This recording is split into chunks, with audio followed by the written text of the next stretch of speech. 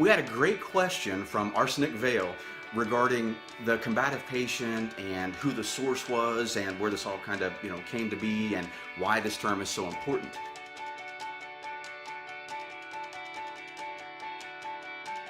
Hello and welcome. I'm Kip Teitsort, founder of DT4 EMS, where we're all about saving yours while you save others. So let's jump right into part 2 of why a combative patient can't exist.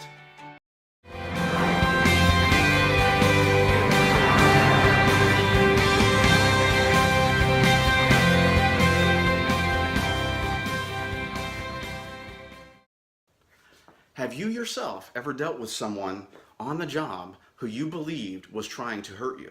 Meaning they were high or drunk and they were telling you they were going to beat you up, kick you, spit on you, F you, throwing urine on, going, give me my meds, you mother effer.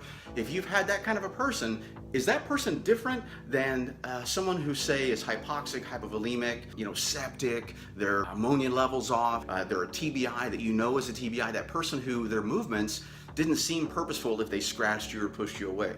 Aren't those two different kind of people? One, your brain says, this person's not trying to hurt me, and the other, your brain goes, man, why are you trying to do that? I'm just here to help you, and why are you spitting on me? Those are two different people, right? That's what we're talking about with the difference between what is or is not a patient. Having faced it all across the country, it was no surprise that people would wrestle with the combative patient video that I recently put out saying that there is no such thing and we need to remove that word from our lingo. The problem is you only have a couple of minutes to keep people's attention in social media. And so there's a lot more to just the phrase of combative patient and what it means before, during, and after an incident when healthcare providers are dealing with someone on the job. The power of words.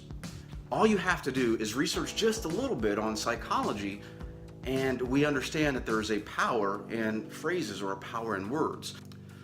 So before we really get back down into combative patient, think about a couple of phrases that have already changed in medicine. How about this? In ACLS, we changed from EMD, or electromechanical dissociation, to pulseless electrical activity. Why did that change? Well, the phrase was to better describe what we're dealing with at that time.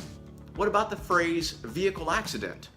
We stopped using vehicle accident years ago in pre-hospital and documentation, and it was also stopped in law enforcement because an accident is preventable. So they said, you know what, we have to call it a crash so that there is no blame on the healthcare provider side as to whose fault this was. So even with the words vehicle accident, it changed to vehicle crash in medicine to better describe what we were dealing with. When I first became a police officer, the term traffic stop was very common. For survival mindset, the trainers started getting us to get away from using the words traffic stop and to change it to vehicle stop. The reason is mindset. If we kept saying traffic stop, the thought was that in the back of the officer's mind, the officer would be thinking, oh, this is only a traffic stop, it's a stop sign violation, it's speeding, whatever, and it doesn't have the same officer safety principles in mind, where if the officer says, well, this is a vehicle stop, the officer then has a very open mind that it could go from being a traffic stop into a shootout in an instant. So it's words, and it has to do with what we think, and how we act. So words are very important to what we think before an incident, what we think during an incident, and what we think after an incident. When we talk about combative patient, the point of the mindset is when we think patient, the healthcare provider will enter in or remain connected with someone who at that moment in time is not a patient. If there is a law against attacking a healthcare provider in your state, and many states have these specific to nurses, paramedics, doctors, EMTs, why is there a law if it's not a problem?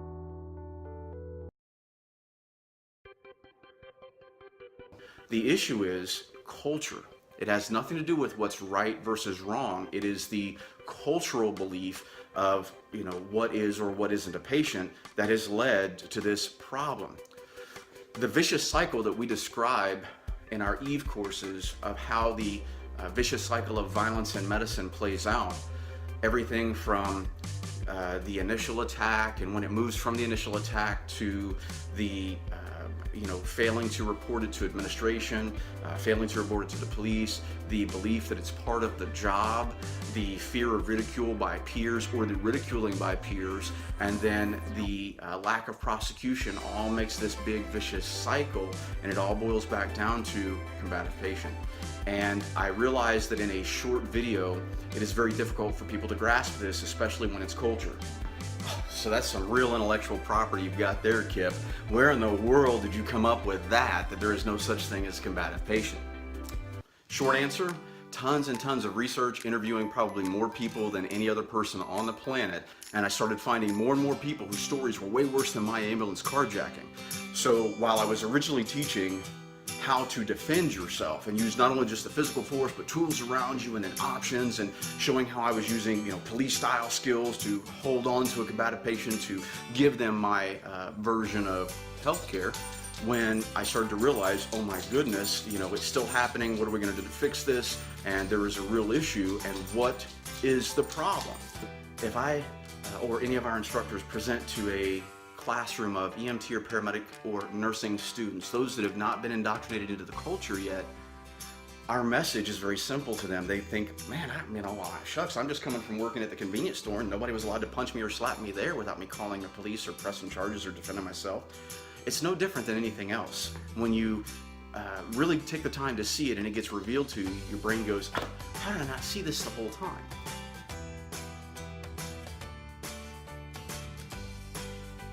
I went so long and we were teaching people how to defend themselves physically, but we really didn't prepare them for all of the other aspects of what the healthcare provider, the unique environment the healthcare provider was facing. I was teaching martial arts or law enforcement style skills to a group that didn't need either one of those. They needed their own, and we needed our own. And the moment we see it and we go, oh my goodness, the term combative patient is only one piece, but man, I'm telling you, it might quite possibly be the biggest piece of culture change. The term combative patient is no different than changing from EMD to PEA. It's something that is better suited for what you're actually dealing with. Why is it so important that we remove the phrase combative patient? It will change the culture. It changes the belief in the person at the moment in time, meaning the healthcare provider will pause just a moment to go, am I dealing with a patient or is this not a patient, before they move in. The next thing is they will report criminal assaults that are criminal assaults. That then will change the culture in the mindset of the police officers and the prosecutors, the judges, and the media.